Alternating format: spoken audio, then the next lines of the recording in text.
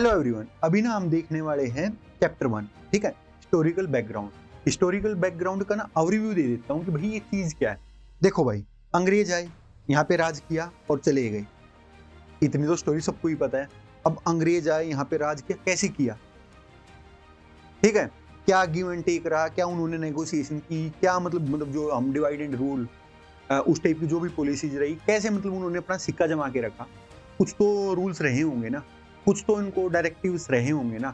वो बेसिकली हम वो ही चीजें पढ़ने वाले हैं हिस्टोरिकल बैकग्राउंड टॉपिक में, कि मतलब अंग्रेज आए तब से और फिर ये जैसे भी अपना एक डेमोक्रेटेड फ्रेमवर्क में जैसे भी ये बदलते चले गए, कोडिफाइड होती चली गई चीजें, उनको हम इस चैप्टर में पढ़ने वाले हैं। ठीक है, तो पहले क्या होगा भाई, इसको ना हल्का सा उसमें सोचना। कोई भी चीज ना फैलती है, उसको फिर हम समेटते हैं, फिर फैलती है फिर समेटते हैं, इस टाइप की चीजें। कुछ फैली चीजें होती है, उसको समेटते हैं, फिर वो फैलेगी, फिर उसको समेटेंगे, इस टाइप की चीजें चल रही होती है। देखो ये समेटना, फैलना, ये क्या है, सेंट्रलाइजेशन और डिसेंट्रलाइजेशन। सेंट्रलाइजेशन क्या है, समेटना भाई, डिसेंट्रलाइजेशन फैलाना। ठीक है, तो नॉर्मल सी चीज है। जब अंग्रेज आए होंगे यहाँ पे, तो कैसी यहाँ का मतलब क्या सिस्टम रहा होगा, फैला हुआ होगा या एक जगह सेंट्रलाइज होगा, फैला ही हुआ होगा ना। तो फैला हुआ था, उसको हमने समेटना चालू किया। ठीक है, समेट ये प्रोसेस चालू हो रखा था। उसके बीच में कुछ मेजर इवेंट्स आते हैं, जैसे 1857 की क्रांति। तो उसमें क्या हुआ भैया, जो प्रोसेस चला हुआ तो वो थोड़ा डिरेल हुआ होगा, उसकी अप्रोच चेंज हुई होगी। तो एक मेजर मतलब कैटलिस्ट आया 1857 की क्रांति। तो 1857 की क्रांति आई, वो चेंज हुआ। फिर वो हमारा मेजर इवेंट क्या आता है, मेजर इवेंट आता है 1947 जहां पे हमारा देश आजाद हुआ। तो ये जो स्टोरी चली, ये जब अंग्रेज आए, ये मतलब 1600 के करीब में ये हमारे अंग्रेज महोदय आए यहाँ पे। ठीक है, फिर ये चलते रहे कुछ साल। तो इन्होंने एज ए ट्रेडर काम किया कि भैया हमें बस अपना काम चलाना है, पैसा पैसा पैसा, अपना मनी मनी।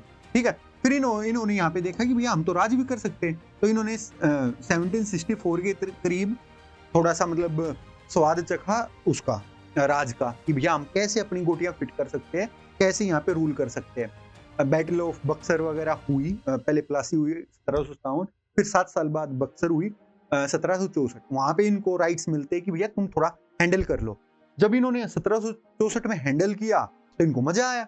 उसके बाद मजा आना स्टार्ट किया तो भैया मतलब चीजें होनी स्टार्ट हुई। इसी के बीच में क्या हुआ, यहाँ पे तो इनकी चीजें ना बढ़ रही थी, यहाँ पे तो ये अयासी करने लग रहे थे। और अंग्रेज जो सरकार थी वहां पे उनको बोलने लग रहे थे, यार हमारा ना मतलब वो खाने के भी लाले पड़े हुए हैं, मतलब बहुत बुरी हालत है, बहुत बुरी हालत है। तो क्या हुआ, ये ना 1764 के बाद 10 ही साल में ना उनके पास पहुंच गए, मतलब पार्लियामेंट के पास, कि हमें ना लोन दे दो, लोन दे दो, लोन दे दो। वो बोले अच्छा लोन चाहिए, ले लो भाई लोन ले लो, बट ये कंडीशन है। अब आप कहीं पे कुछ मांगने जाओ तो वो कंडीशन रखता है ना।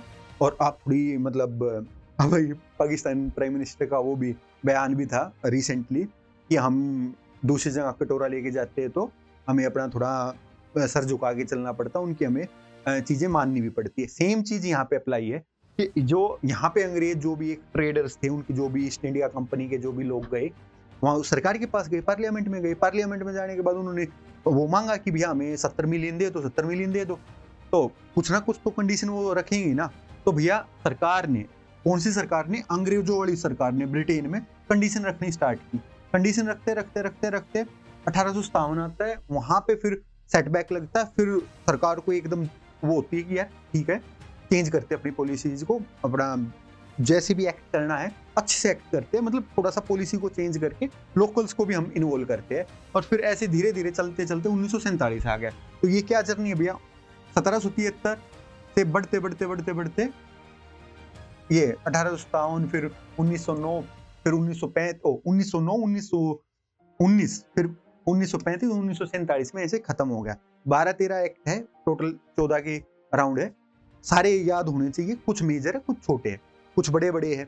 जैसे ये 1947 वाला ही बड़ा, 1935 वाला भी बड़ा है।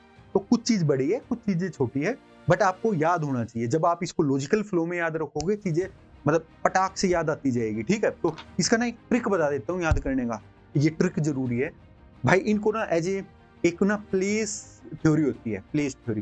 तो ना इसको एसोसिएट करते चलना, मतलब फॉर एग्जांपल आपका घर है या कोचिंग सेंटर है या जहाँ पे भी आपको फैमिलियर हो जिस भी जगह से, उससे कि भैया ये कमरा ये वाला एक्ट है, ये वाला कमरा ये वाला एक्ट है। ऐसी प्लेसेस थ्योरी होती है, उसके अकॉर्डिंग याद करते चलना, ठीक है? या एक पेज पे एक एक्ट लिखना, उस हिसाब से चला जाएगा, ठीक है? तो उस हिसाब से आपको चीजें याद करनी और कुछ भी थ्योरीज अप्लाई नहीं करनी। तो भैया एक ही थ्योरी है जो सबकी बाप है, रिपीटेशन थ्योरी। रिपीट करो, रिपीट करो, रिवाइज करो, रिवाइज करो, मतलब कहने की बात ये है। तो ये था बेसिक इंट्रोडक्शन। अभी इसको ना हम थोड़े मतलब सब टॉपिक में, सब चैप्टर्स में बांट के इसको खत्म करते हैं, ठीक है?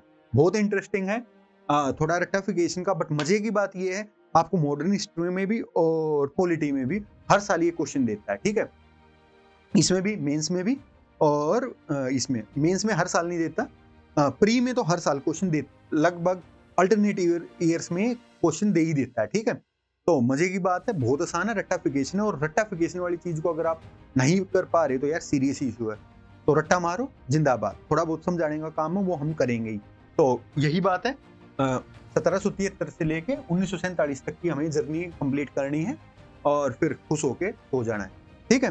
तो जितना जल्दी करोगे उतना अच्छा है। तो enjoy the Joy of life. मिलते हैं अगली चैप्टर।